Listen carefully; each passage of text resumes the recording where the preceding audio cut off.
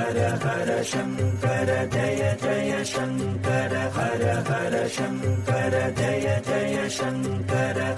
திடீரென்று பணப்பிரச்சனை, கடன் சுமையில் சிக்கிக்கொண்டவர்கள் செய்யக்கூடிய ஒரு தாந்திரிக பரிகாரத்தை பற்றித்தான் இந்த பதிவில் நாம் பார்க்க போகிறோம்.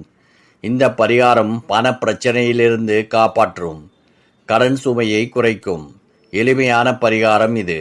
இந்த பரிகாரத்திற்கு நமக்கு வசம்பு மட்டும் இருந்தால் போதும். வசம்பு ஒரு மகத்தான வசியத்தன்மை கொண்ட பொருள். வசம்பை வைத்து நீங்கள் என்ன வரம் கேட்டாலும் அது கிடைக்கும்.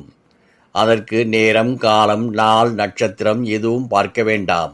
பூஜை அறையில் விளக்கேற்றி வைத்துவிட்டு ஒரு வெள்ளை காகிதத்தில் நீங்கள் யாரிடம் கடன் வாங்கியிருக்கிறீர்கள், அவருடைய பெயர், எவ்வளவு தொகையை வாங்கியிருக்கிறீர்களோ அந்த தொகையை எழுதி குலதெய்வத்தை மனசார பிரார்த்தனை பண்ணிண்டு அந்த கடனை சீக்கிரமாக திருப்பி தர வேண்டும் என்று எழுதி அதன் நடுவே ஒரு வசம்பை வைத்து மடித்து அப்படியே பூஜை அறையில் ஏதாவது ஒரு இடத்தில் வைத்துவிடுங்கள்.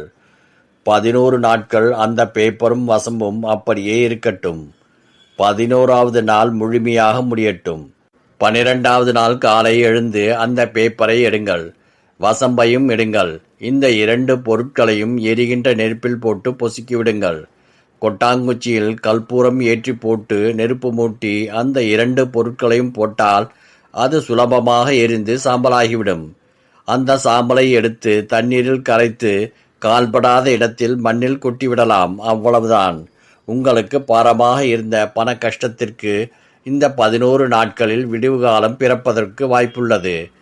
அப்படி இல்லை என்றால் இதை நெருப்பில் பொசுக்கி தண்ணீரில் கரைத்தவுடன் கஷ்டங்களும் கரைந்து போவதற்கு வாய்ப்புள்ளது. இரண்டுமே சரியாகவில்லை என்றால் என்ன செய்வது?